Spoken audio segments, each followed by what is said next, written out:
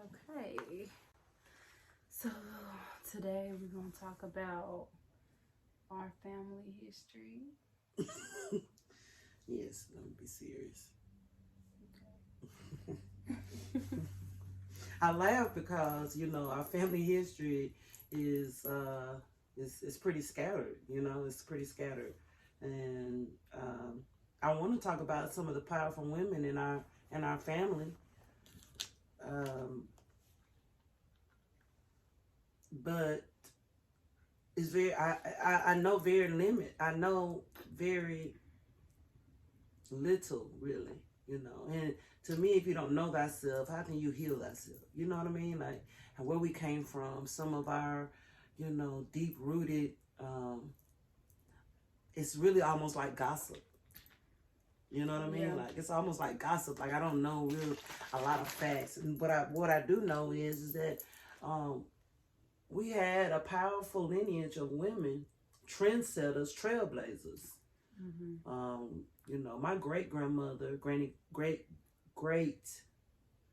Mother Wallace, is where for me it all started as far as being admiring a woman.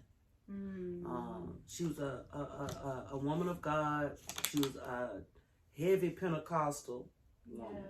She went to Healing Fountain in Tuscumbia, which is a very prominent Pentecostal church in this area. Right. And she was the mother of the church. So she also introduced me, which I didn't know, of course, then, to entrepreneurship. Because Granny Wallace used to make clothes, refurbish clothes, and sell clothes. Okay. And so that's really where I got my inspiration from. She was like really my first inspiration as a woman. Okay. She was widowed, and she never remarried.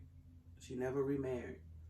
So she's always, all I've ever heard was good things about her husband. From her, of course. I don't know really the history of that because I think he died before I was even born, or I was small when he passed, or right. Granny Wallace, like I said, she introduced me to entrepreneurship. She, like I said, made dresses, made clothes, and refurbished, and she did it out of her home. So really, to think of a pioneer of a home-based business, that's that's on the basic level. And she didn't make money to be rich. She made money to pay her bills and to she used what she had to live a life that she wanted to live. Right. Really. Right. As comfortably as she wanted, a small cottage home, big enough. I mean, 3 bedrooms, big enough. She had an extra bedroom for her, an extra, sewing room with all her clothes. So I used to remember going over there and playing dress up, So she was my first inspiration as far as women is concerned. And just very feminine, Yeah. Like she wore dresses every day long. She's Pentecostal, so she was a true Pentecostal. This is before they even thought about wearing pants. And so my Granny Croom, that was my mother's mother. So if I go on down to Granny Croom, my Mother Wallace was my mother's mother. Right. Right. That's Granny Croom's mom. Yeah. So if I go on down to Granny Croom, then I look at her, and another phenomenal woman was in her femininity. She rolled her hair every day. Yeah. And took it down every day. I mean, a beautiful crown of hair. That's what I really remember about her most. And not only just that, it was just her embodiment of just being a woman, taking care of her family. And I'm going through the good things because, that's what I remember them by. Yeah. You know what I mean? So, of course, nobody's perfect, but she was a registered nurse. back in a time where, you know, it was not a lot of black women, you know, in that field. Mm-hmm. So she, of course, had to, you know, she went to college, pursued, and went, and, you know, and had to overcome a lot of, like, racism in this area, in that field. I remember her telling me one time that, you know, she used to carry a gun in her purse to go to work because people were so, you know, bold with their racism, and she would be getting off work late, and, you know, she would never know if, when she left work, how, you know, how it would be. She worked at the hospital at ECM, and so that's, you know, basically, but I mean, she took care of her family also. Of course, every woman has their, you know, I won't say flaws, but if I move on down the generation, you know, I look at my mother, and I look at the trailblazing of how she went to college. She went to A&M. She was an activist. Yeah. So she's very active in the black community. She was a spokesperson. She was a radio personality. She was very vibrant, very stylish. You know, so that side of the family was very, very, like I said, trailblazing, trend-setting women that had a lineage and bloodline of greatness, you know. Very, very, very queenish. Yeah.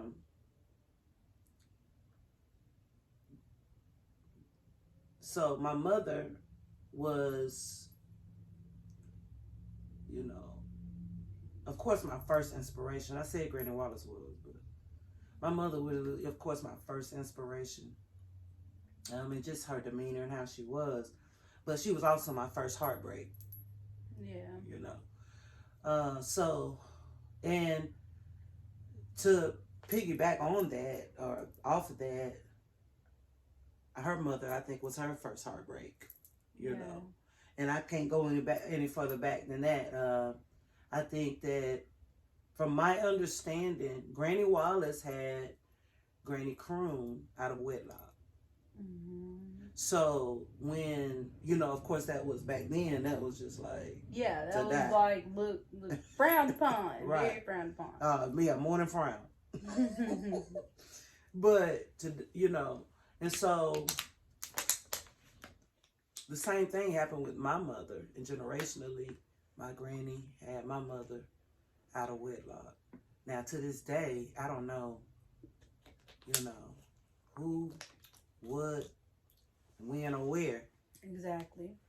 But I know that my granddaddy, Croom, raised her, my mother, as his own. Yeah. No problem. So it's like this unspoken, like, guilt almost, you know, like, embedded in our blood for babies out of wedlock. And it's like, you know, that it's just such a stigma.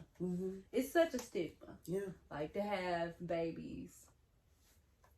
And to just know as much as you know, I think, you know, I know God doesn't make mistakes, you know, in what we know and what we've experienced thus far. So what you know is perfect. Yeah.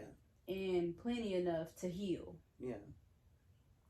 So. Because they had to overcome so much in that time, you know, to, you know, still be, you know, be phenomenal wives. Not just to hold them onto the bad, but I'm not even gonna say the bad, but just things that cause pain. Yeah. Because it caused pain to others, you know. Right. Not knowing who your real father is, and not, you know, even though you had somebody there, you never missed a meal, you never missed out, but, you know, you still have a void in your spirit. Right. Like, on not knowing.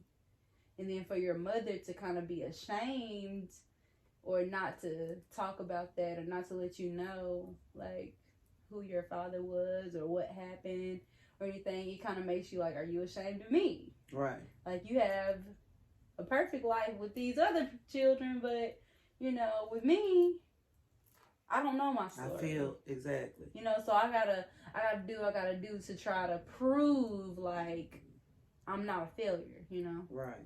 Because I made a mistake in my mind. Right. You know, even though no child is a mistake. Yeah. No child is a mistake. Because, you know, this was all about, like, our conversations was all about healing. And, you know, you have to trace it back. Like you said, you have to go to the past to heal the present. Yeah, I agree with that. In order to, like, make a better future. Exactly. So. And knowing, you know, the fullness of it. That with everything you know, like, that inspired you as a woman and also challenged you? Well, I think that all that I knew is that, you know, I wanted to be great. Like, even my Aunt Nina, you know, she was a model. She was, you know what I mean? Like, beautiful, you know, so, you know, greatness was in my bloodline. So I just had to, I had to pursue it. You know, now, so if we want to go over to my dad's side of the family, my grandmother on my dad's side of the family was a hard-working. It was a different dynamic because she was very, very. It was a different dynamic. Like, she had to work hard. Like, she was work 12, 15, 16 hours a day.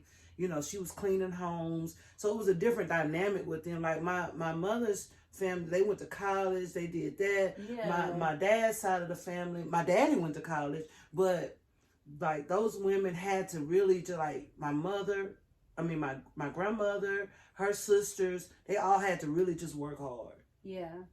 Like, they didn't have no room for, they had to work hard. Yeah. Like, they was cleaning white people's houses in the 60s. Like, they was like maids and servants and like, you know. Yeah, they lived that was not South. That far. Right. They live in the South. That wasn't that far away. You know what I mean? It wasn't like, oh, that was 100 years ago. Yeah. And so, like, I remember my Grandma Gatry, she would always, you know, she would come home. The times I would get to visit them, because they live in Mobile in South Alabama. So the times I would get to visit them, I remember how she would be so tired. She'd come home. You know, the house they lived in was like, you could see, you know, from the front through the back. And, you know, she had a lot of people living with her, a lot of people depending on her. Yeah. You know, and today we would call that a lot of children. Exactly. Yeah. We would call that she was taken care of, basically. A lot of, so she had to really work her fingers to the bone. And she didn't have an opportunity to, you know, get an education or get a further education. So it was a different dynamic for her. But one thing I noticed about her is she worked hard. You know, she had a good attitude. You know, she had a good demeanor about herself. She always, you know, believed in, you know, taking care of yourself and, you know, and trying to, you know, work hard. Yeah, yeah. Like, she had to, you know, put in that manual labor. And so that affected me in a way that, you know, I take all of those dynamics of those women, and because my grandmother, they all, you know, they lived in their 80s, you know what I mean? So even though she had to work very hard, you know, she was rewarded with a, you know, longer life, you know what I mean? So, and at the end, you know, my dad took care of her and made sure she was comfortable. And, you know, your granddaddy, she lived with him until she passed. So that, me just seeing her and in that time frame, I got to really see her in a different light of how she had to survive. Yeah, yeah. You know, she had to take care of like 14, 15 children, you know what I mean? Like, she had to. And even though, you know, just to throw this in here, but even though she didn't raise granddaddy, he still was able to get that time with her in the last days, you know, and he did it with such grace. Yeah. You know, even though he was raised by his grandmother and grandfather, you know. Yeah, so he did, you know, show an example of, like, how you should be, you know, with your mother. I know the Honorable Minister Louis Farrakhan, he was talking in the last message, the swan song, that you only get one mother. Yeah. You know, you only get one mother. And as I think about the women in our history, like growing up, I just got to a point where I was just angry, you know, and I just wanted to throw it all away. Like, totally disassociate myself from the people that I was, quote unquote, kin to. Right. Simply because I didn't know them, and I felt like they didn't want to know me. And I'm just like, I don't know how to bridge a gap. I'm a child. Like, I don't care, you know, anymore. I don't care. I don't even know what to do anymore. I just kind of just shut myself off emotionally from just even wanting to know or even having that desire. It's like I just put that desire deep down away, and I just didn't want to deal with it, you know, at all. Because I'm like, where are these people? Where are my family? Where is my tribe? You know, my aunties, my grannies, my this and my that, you know? So I'm thankful to now be in a space where I'm learning different things. And, you know, after I had my daughter, it opened me up. Like, it opened that door wide back open, and I just realized how it was a wound. Yeah. You know, it was a big, big wound in my womb. Like, heaviness, just heartbreak, sadness. It's like I started to feel everything that my ancestors felt, and I didn't know how to, you know, really explain it, or, you know, because you feel it. Yeah. It's like something you feel. So when you can't really see it or just speak it with words, it just troubles you a little bit. So I just learned to just release and embrace. I'm like, I want to know my ancestors. I want to know the people that made me. I want to know where I come from. I want to know, you know. So I started to dig deeper and just kind of glean at the things that I could find. Like, you know, even with Granny Crum, I'm just like, I would keep pictures. I'd have like pictures of her, and I'm like, she's just so beautiful. And, you know, trying to just piece together little pieces. Yeah. You know, because I want my daughter to know that she comes from powerful women, and I would start to affirm, like, I come from powerful women. I come from queens. I come from this. But I'm like, okay, so where did my queens kind of drop the ball? Yeah. In order for us to be like this, right? To be separated like this, to be in such dysfunction, to be estranged the way we are. Yeah. And I'm like, I have to fix this. Like, I have to. And that's what really started the healing. Yeah. You know, when I was just like, it's on me. Yeah. Like, it's on me heavy. Yeah. To fix whatever's wrong. Because I want to have a good relationship with my daughter. Right. You know, I don't want to feel angry at her, because, you know, you start to, everything comes up. Yeah. I'm like, why am I feeling angry at my baby for being a baby? Why do I want her to be a certain way? She's 3. Like, I shouldn't always have to tell her, sit down. You know, just little things that would make me just bother me. Yeah. Because as a child, I felt like, you know, fitting in or being quiet or just doing as little as possible made me, like, acceptable, a good child. Right. You know what I'm saying? Yeah. And my baby broke that spirit, because she's not that. Right. She's loud. She's proud. I'm not even going to say she's loud, but she does what she wants to do. Right. She's bold. She's very bold. Bodacious, you know. And brave. Yeah. Very brave. Like, whatever comes to mind, she goes after it with passion. Yes. And it could be the littlest thing. It's little as cutting some paper, or as big as jumping in a pool. Yeah. With no life jacket. Okay, y'all. So it's just, she really broke that spirit in me of just having to be perfect, or having to just shrink myself. Right. Or, you know how we just put on the mask, or just, we just trying to be accepted. Trying to seek the approval. Trying to be accepted. Trying to, you know, fit in. Trying to, you know, be what others expect us to be. Yeah. Because as I passed that wound on to you, because that's what I wanted. Yeah. You know, I even thought about this the other day. I was like, man, I just I can just barely remember my parents even saying they was proud of me, you know, and I'm just like, that's just something a child craves. Like, I'm proud of you. Like, I'm proud of you. Like, you know, and so I that was a wound for me that I hadn't healed from. So it was hard for me to be proud of you. Yeah.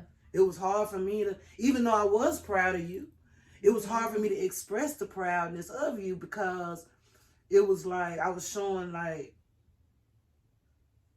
I don't even know how to explain it. You know, it was just a battle, because I was like, I'm still thinking, like, I'm still in my inner child, want somebody to be proud of me. Yeah, like your wounded inner child is just like, who proud of me? Yeah. That's why you know, and then I say, oh, I don't want my daughter to have the life that I had and I thought I was doing something different, but in essence, I was still doing the same thing generationally. Yeah. Of not being able to express my love for my daughter and esteeming her in a way that made her fulfilled. You know, not being able to esteem you in a way that made you fulfilled, making you feel like you could do anything and not have to shrink yourself down, because we are bold women. We come from a bold line of women, God-fearing, like I said, I mean, trailblazing women. Yeah. So we have no excuse other than what are the details of who they are, or who they were. What made them their dreams and goals. And the thing too is like, the more and more I wanted to know, the more and more Spirit was like, you are them. You're them and they're you, and it's just all up in you. The same feelings you're feeling, they felt that, you know. They may have couldn't have expressed it. You know, they may